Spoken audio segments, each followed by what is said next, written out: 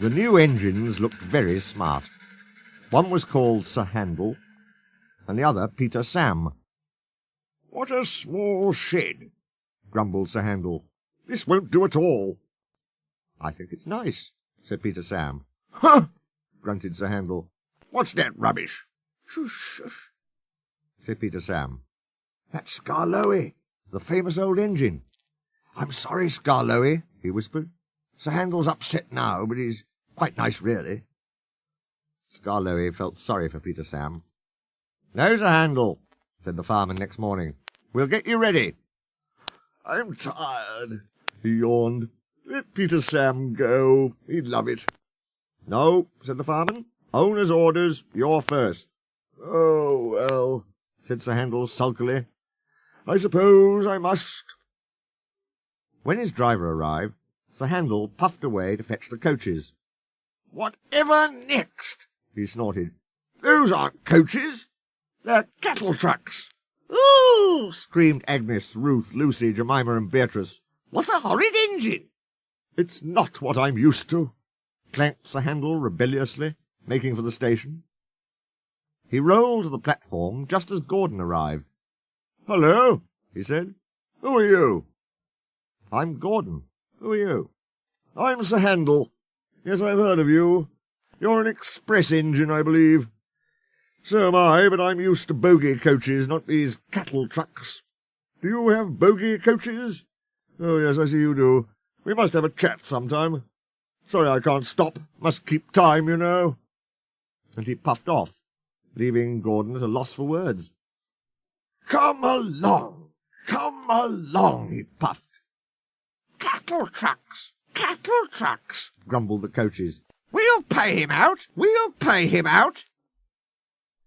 Presently they stopped at the station. The line curved here and began to climb. It was not very steep, but the day was misty and the rails were slippery.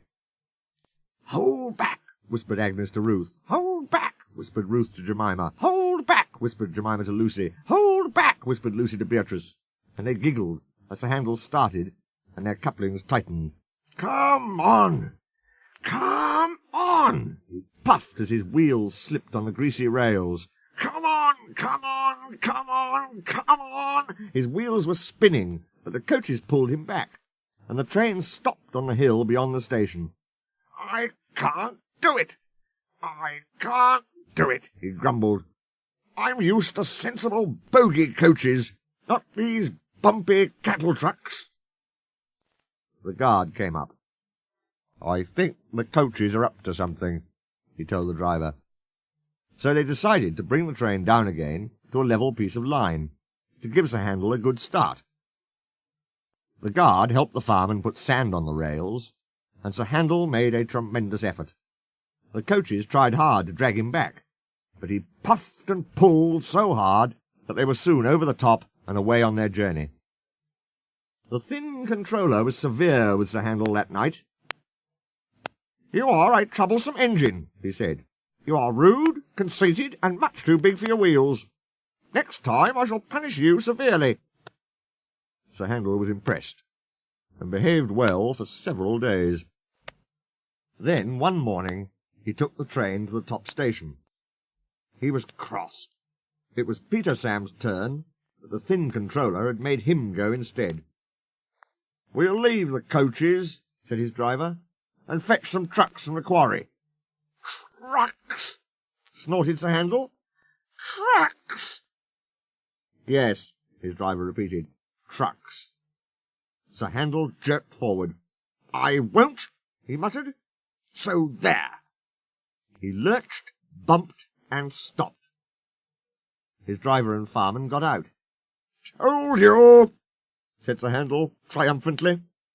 He had pushed the rails apart and settled down between them. They telephoned the thin controller. He came up at once with Peter Sam, and brought some workmen in a truck.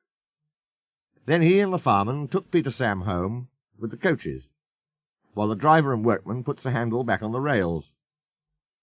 Sir Handel did not feel so pleased with himself when he crawled home and found the thin controller waiting for him. "You are a very naughty engine," he said sternly. "You will stay in the shed till I can trust you to behave."